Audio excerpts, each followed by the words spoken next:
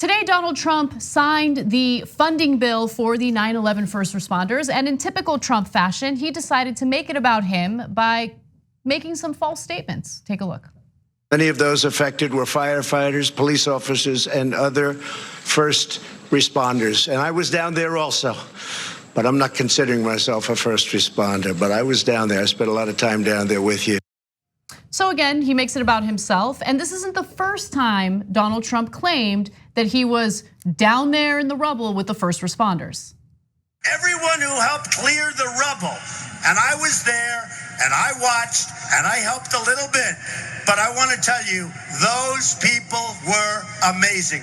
Clearing the rubble, trying to find additional lives. You didn't know what was going to come down on all of us, and they handled it. On all of us. I helped a little bit. Do you think that Donald Trump would say that he helped a little bit if he'd helped a little bit?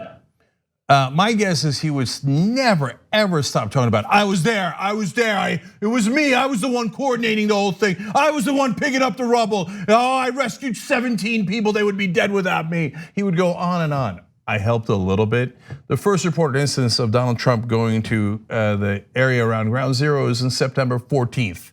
3 days later, he was spotted by a reporter talking on his cell phone about his businesses and how it affects him. Of course, we're gonna get to more of his terrible things that he said about 9/11 in a second. But in the clip that just happened, when he was in the Rose Garden, talking about, now look, I'm not considering myself a first responder even though I was there. Oh, are you not merciful? You know why you're not a first responder? Because you weren't there. You didn't go down on that day or the day after. You didn't pick up a goddamn thing. You didn't help. And you're an unbelievable liar who would even demagogue about 9/11. Not just take advantage of it for political reasons, but to pretend you were there. If it was a military situation, the term would be stolen valor. And that's what the kind of prick that Donald Trump is. Exactly, so let's give you some evidence of what really happened that day. Donald Trump was not a 9/11 first responder. He did not help with the relief efforts. In fact, the New York Times spoke to a retired deputy chief of the New York Fire Department who said that Trump was not a presence at Ground Zero. In fact, Richard Ellis also said, I spent many months there myself and never witnessed him. He was a private citizen at the time. I don't know what kind of role he could have possibly played. And look, that guy was at the Rose Garden event, and he's still saying, like, no, look, man, I was there, and he just wasn't there, just wasn't. And he talked about other politicians that did show up, and that doesn't make him first responders either. But there was Republicans like Giuliani who went, and there was Democrats like Carolyn Maloney who went.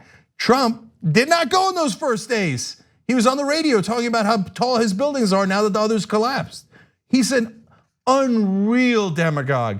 If Obama had done 1% of any of these comments, if he had said that he was a first responder around 9/11 and that he had helped a little bit, and there was no evidence that he'd gone, oh my, they would have savaged Obama.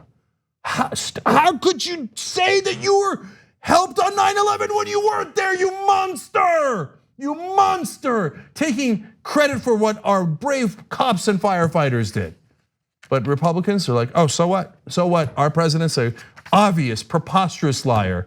And he does it and takes advantage of the actual brave first responders. So what? Never cared about them in the first place. Everything the Republicans stand for is a lie. Everything. After 9/11, Donald Trump decided it would be a great idea to brag about his properties. 40 Wall Street actually was the second tallest building in downtown Manhattan. And it was actually, before the World Trade Center, was the tallest. And then when they built the World Trade Center, it became known as the second tallest. And now it's the tallest. By the way, it wasn't. Not that it matters. And this is what he felt the need to talk about right after 9/11. This is what he was the most concerned about. It was on the day of the attacks. The buildings were still burning. Yeah. And this monster goes on the radio to brag about, well, the good news is my building's now the tallest in Manhattan.